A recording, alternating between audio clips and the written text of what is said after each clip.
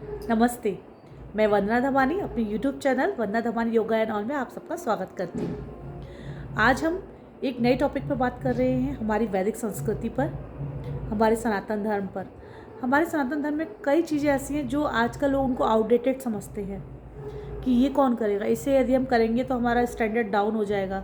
कई बच्चों में ये धारणा है, लेकिन ये जो हमारे जो हिंदू धर्म में या हमारे संस्कृति में जो भी ये सब रिचुअल्स बनाए गए हैं ना, छोटे छोटे रिचुअल्स, उनका केवल ये नहीं है कि आपको दूसरों को सम्मान दिखाने के लिए हम रिचुअल फॉलो करते हैं।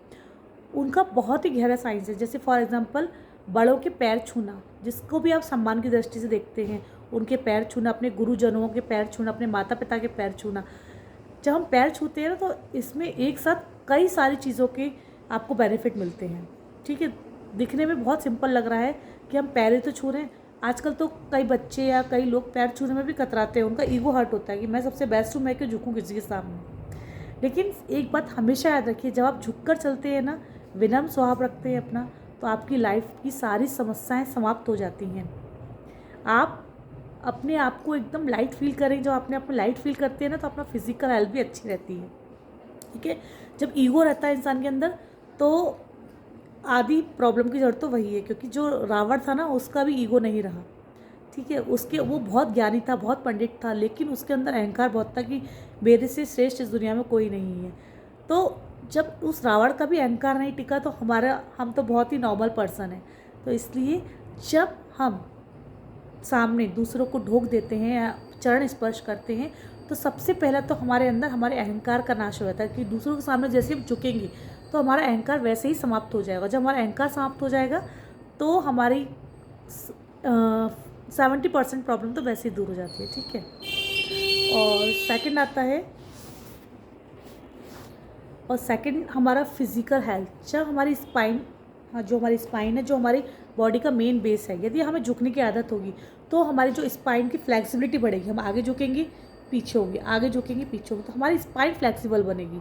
और जब हमारी स्पाइन फ्लेक्सिबल बनती है ना, तो हमारे बॉडी की 90% बीमारियां दूर हो सकती हैं। तो स्पाइन को फ्लेक्सिबल रखने के लिए भी हमारी वैदिक संस्कृति में चरण स्पर्श को बताया गया कि आप चरण स्पर्श करेंगे, इससे आपके दो काम एक साथ होंगे, दूसरों को सम्मान भी दे देंगे आप, और आपका फिजिकल हेल्थ भी अच्छी रहेगी।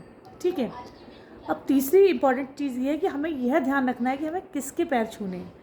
ठीक है, जहाँ से हमें पॉजिटिव वाइब्रेशंस मिल रही हैं, हमें ब्लेसिंग्स मिल रही हैं, हमें हमेशा उनके सामने ही झुकना है, उनके सामने ही हमें अपने उनके पैर छूने हैं। जिनसे हमें रिलेशंस अच्छे करने हैं, उनके आप पैर छूइए।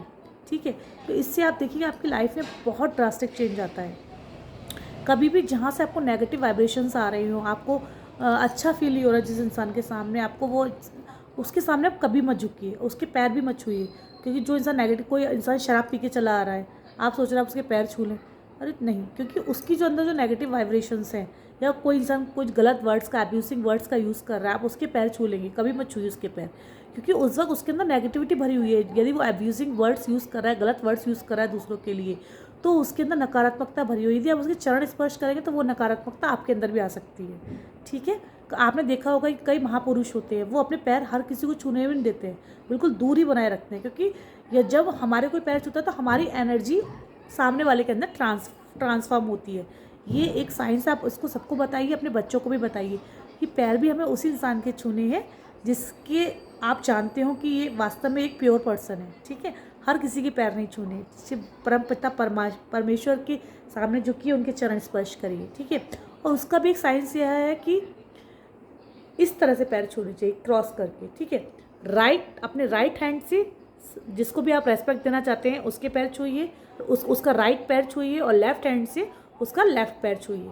तो इस तरह उसकी एनर्जी हमारे अंदर ट्रांसमिट होती है।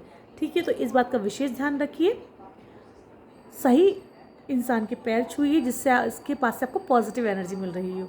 तो जो हमारी वैदिक संस्कृति, उसमें छोटे छोटे रिचुअल्स हैं, जैसे नमस्कार करना, पैर छूना, ये सब आपको लग रहा है देखने में सिंपल, लेकिन इसके पीछे बहुत बड़ा साइंस है।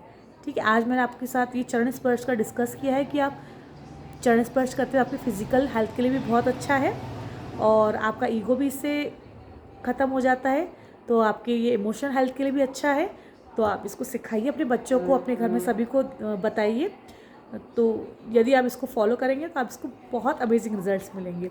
लेकिन इस बात का ध्यान रखिए कि आपको किसके पैर छूने हैं, जहाँ से आपको पॉजिटिव वाइब्रेशंस मिल रही है उसके पैर छूइए, ठीक है।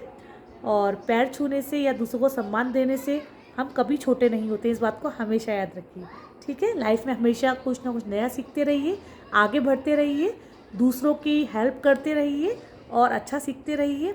और मेरे वीडियोस को देखते रहिए ताकि मैं नए नए अच्छे अच्छे वीडियोस बनाती रहूं, इससे मेरा मोटिवेशन बढ़ता है, ठीक है। Bye, stay healthy.